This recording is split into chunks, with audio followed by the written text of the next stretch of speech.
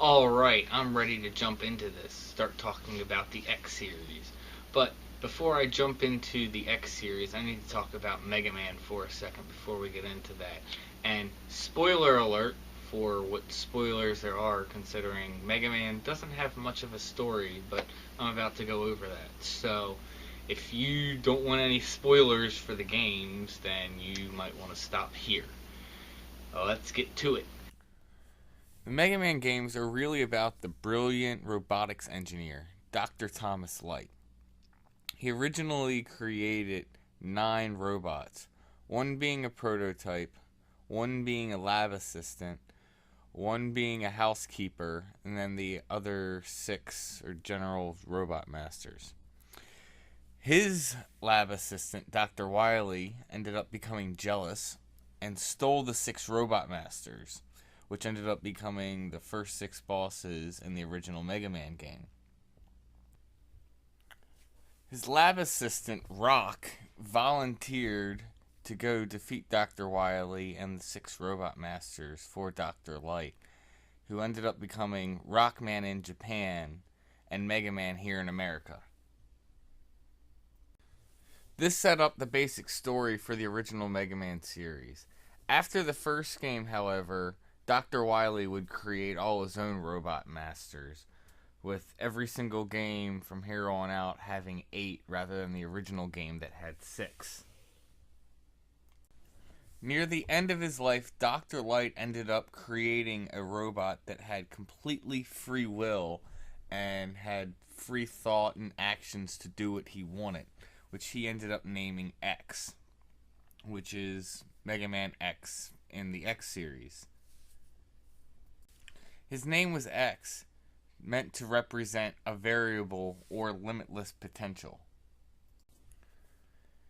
After Dr. Light created X, he ended up sealing him away in a capsule to test his dependability, because he wasn't sure if the world would handle him or accept him. And because he had free will, he was afraid that if he ended up going rogue, that no force on the earth would be able to stop him. X was eventually discovered by Dr. Kane, who once he released him ended up studying X and ended up creating other robots who had free thought and free will based off of X's build. And they were ended up nicknamed called Reploids. The Reploids were programmed to help humanity, but they also had free will, and some of them ended up going rogue and hurting humans. Any Reploids that ended up going rogue were coined the name Maverick. After enough Reploids had gone Maverick, X decided he wanted to do something about it and ended up becoming a Maverick Hunter. It is at this point where the original Mega Man X game for the SNES starts. As soon as you start playing Mega Man X, you'll notice one big difference from the original Mega Man games, and that's that they introduced an introductory level, which is actually very good so you can get used to some of the new mechanics of the game. One of the best new additions they added for the X series was the fact that you can stick to walls. Now, you will end up sliding down them, but you can jump off, so you can essentially climb any wall in the game. It's great how they introduce you to the wall climb also in this game. There's no tutorial, there's no walkthrough in the game. They literally put you in a situation where the only way out is to climb. The wall climb would change the gameplay for the Mega Man games completely. It added a whole new dimension to the game. Let's go ahead and take a look at how it changed it. This is the typical square boss room that you would have when you were fighting a robot master. In the original Mega Man games, unless you were using an accessory, you were typically only limited to your jumping ability and slide to try and dodge enemy attacks, leaving you available to what the yellow space indicates in terms of space where you can dodge. With the wall climb, it increased the area you now have accessible to try and dodge enemy attacks and to move around the screen. It made it a lot more manageable to try and dodge enemy attacks, and just a lot more fun. Once you acquire the boots for the dash function, you can then virtually cover the whole screen, and you are so much more mobile, making it a lot easier to do battle and dodge attacks from Robot Masters. At the end of the introductory stage, you're introduced to two staple Reploids in the X series. You're introduced first to Vile, which is an insane maverick who you fight several times throughout the series, and then Zero. Interestingly enough, Zero was supposed to be the X for this series, but they decided to stick with regular Mega Man. That way people could associate and connect who enjoyed the old series. In the X series, Zero ends up being X's partner, mentor, and sidekick. He ends up playing a lot more bigger roles when we get into later games in the series. So now we have X and Zero. So in their spare time, are they drawing up football plays and playing tic-tac-toe? The Mega Man franchise is all about gameplay. I can't stress that enough. Because if you don't have good gameplay in a Mega Man game, it's going to end up being a bad game. Mega Man X1 is a fantastic game and has great gameplay. We'll get into that in a few minutes though. I think Capcom did a good job selecting the Robot Masters for the Mega Man X games. They definitely did a good switching it up from being whatever they were in the Mega Man games to now mostly being animal or insect type robots. In the original Mega Man game, you had Robot Masters like Starman, Airman, Snake Man, Gravity Man. Now we have Robot Masters like Storm Eagle, Spark Mandrill, Armadillo, and so on and so forth. Speaking of Spark Mandrill for a second, I've heard people say that Spark Mandrill, what is a mandrill? When just do a quick Google search and you can see that it's a monkey. One of my favorite things to do with the X games is to randomly select the boss order. That way when you go through and play the game, it's never really the same game because you're going through different stages in different orders and getting different powers and items in different order than you would normally. Doing this ends up adding a lot of different strategies to the game, and it just builds up your skill as a platformer and these type of games in general.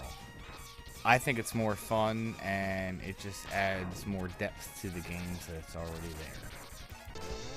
In the original Mega Man games, there weren't many items that you would pick up throughout the stages. It was pretty much you would just go through the stage, kill the boss, and then you'd get his power, but there wasn't really any items acquired throughout the stage except for the energy tank. But energy tanks you would just be one-time consumable items and they're gone. The X series introduced several new items, one being sub-tanks, which works like an energy tank except for the fact you don't lose the tank after you consume it. But after you consume the energy, you would then have to go and kill enemies or find like energy drops and refill your sub-tank for it to be useful. The other item in the Mega Man X series that you would acquire would be heart containers. There's pretty much one heart container in every single boss stage in every single Mega Man X game. There is, of course, exceptions, but for the most part, there's a heart container in every stage that just increases your overall max health. And the last set of items that are worth obtaining throughout the X games is the armor upgrades, and these are awesome, and obtaining these just boosts X's power. They are great. The first upgrade part is the leg part, which gives you the dash function. The dash function is great because it makes you move much faster, and you can cover greater distances with the dash jump. It just makes the game so much more enjoyable once you have the dash function. And once you have it forever. Dash is immediately available in every other X game from the start. The body armor upgrade piece just reduces the damage you take by 50%. Nothing substantial, but it's still an upgrade and it's still nice to have. Then there's the head upgrade. This allows you to break blocks so you can get to areas you couldn't normally obtain. But for the most part, it's pretty useless because the only two things it lets you access is 2 energy pellets, ooh, big deal, an armed armadillo stage, and it allows you to get the arm upgrade part earlier in the game than you normally would have. And the last upgrade part, which is the arm upgrade, which is awesome. This upgrade part allows you to charge your X-Buster even further so it can do even more damage. On top of that, it can charge any enemy weapon you've obtained from any enemy boss. It is nice. You can also obtain the X-Buster upgrade part in the first of Sigma stages just by playing through. Zero will actually end up giving it to you if you do not already have it. The music for the X games was really nice. It was a nice upgrade for the 16-bit. While there would be much better music put out for later Mega Man X games, it was still a great start when the franchise first hit. In the original Mega Man games, the main bad guy that you were always going after was Dr. Wily. In the X series, it is now a Reploid named Sigma. Sigma was actually the head of the Maverick Hunters until he himself went Maverick. Now he's the leader of the Mavericks, hence why he is the last boss and you have to go take him out. If you enjoy platformers and if you played the original Mega Man series and never played the X series, I highly recommend going back and playing them. The games are just a lot of fun, it's addicting, and it's just some of the best gameplay you can get out of your SNES. If you go and look, a lot of people will have the Mega Man X games on their top SNES list. So go check it out and have a lot of fun with these games. The gameplay is awesome. And that about wraps up my review for the Mega Man X1 game. Sorry that this video took so long, but I had a lot I needed to talk about and cover about the series in general. Next set of videos that come out for each game should be shorter than this one. I hope you enjoyed the video, and then check it out because we come back next time for my favorite X game, Mega Man X2. Later.